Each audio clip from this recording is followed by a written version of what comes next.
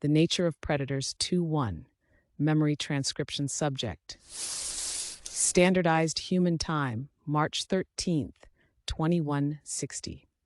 Attempts to send messages and search the sky's radio signals for alien life forms usually entailed a quiet day at the office. I was one of the preeminent experts on how BISMs would react to a first contact scenario, having written several papers on the subject. The protocols that Fishing for Alien Intelligence, FAI, had were created by me and a few veteran leaders from the institution's founding. It had always been a dream and a passion that consumed me, imagining what could be up in the stars. Would extraterrestrials be like us, or so radically different that we couldn't fathom it? Attempts to send messages and search the sky's radio signals for alien life forms usually entailed a quiet day at the office. I was one of the preeminent experts on how BISMs would react to a first contact scenario, having written several papers on the subject.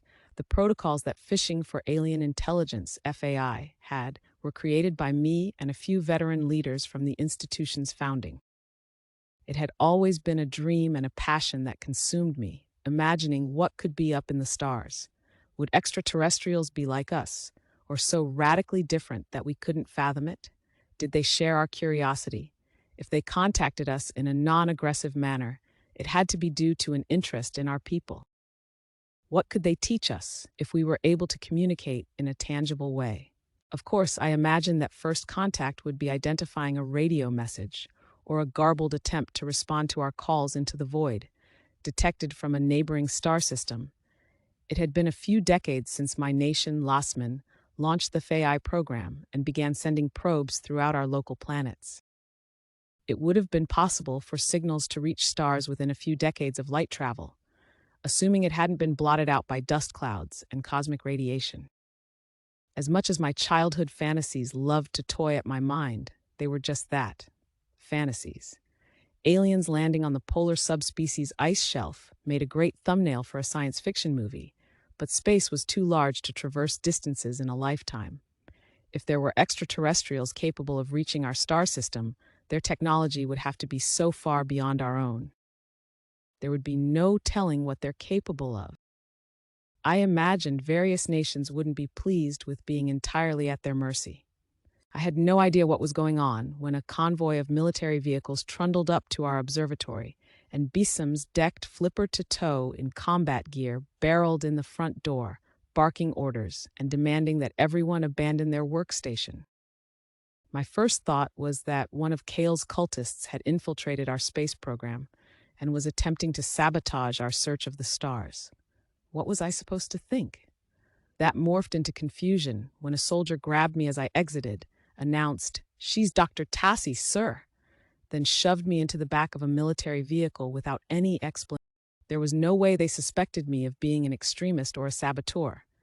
As I protested, with indignant questions about my rights, a hardened face shushed me from the adjacent seat. General Naltor, his tag read. That name jogged my memory, suggesting that he was someone far up the chain of command. My eyes widened once I remembered the full story. Naltor had been one of the first Selmer, the Arctic subspecies, to defect from the South Pole's ancient kingdom. When we received independence from the tropical Virtala's primary power, we'd invited all subspecies to live under our... Few that weren't Virtala took us up on the offer. Naltor was a trailblazer. BISM history was complicated, with the major powers still reeling from the global war, and with 3 subspecies bearing major physiological differences that kept up. It was part of the reason I'd concluded in my paper that we weren't ready for contact. I wasn't certain we'd be able to present a unified front and to make a positive, irrevocable first impression on Perhaps part of the reason my fantasy persisted, occupying my waking thoughts, was the wish that some foreign power would descend and enlighten us. I focused my gaze on Naltor, trying to prevent my mind from wandering. What the fuck is going on? Why is a politically important general here, after your goons abducted me, a civilian? I swear I heard your soldiers shutting down all communications and ordering the other FAI scientists to stay locked down indefinitely. We've done nothing wrong. It's nothing that you've done, Dr. Tassie. The Selmer general was much taller than me, and his features much more rotund, but I could recognize a hint of panic in his eyes. I need your expertise. We have a situation.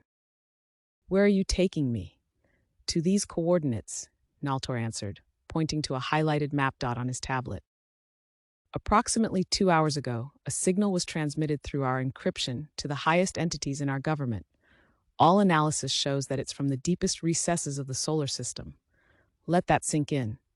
Unless this is a fascinating hoax by a jealous rival, we believe that it's not from us, not. I froze in place, uncertain how to react to the very news that I'd been waiting for my entire life. It was too good to be. Surely it would be disproven somehow. A space probe being hacked, or a rival power bouncing transmissions off of our satellite. My first thought would have been that it was a natural phenomenon, except for the fact that its purposeful targeting belied intelligence. There was so much to digest in what General Naltor told me, from the signal's senders being able to crack military-grade encryption like it was nothing, to the possibility of them being present in our solar system. This felt surreal, like one of the dreams I wished I wouldn't wake up from at night. The analysis must have determined that the signal's origin is close by, since Naltor didn't say deep space. Have they come here looking for us? Or maybe they've located us by accident and have been studying us? I sucked in a shaky breath, overwhelmed by the moment's gravity. Not Bissam in origin. Wow, I'm at a loss for words. I'm not sure we're ready for this, General, but we have to get this right. The first thing we should do is notify the Tsaya, the Vritala, and the Selmer nations. All of the subspecies need to put aside our differences. We have to work together on this. We can't keep foreign powers out of this.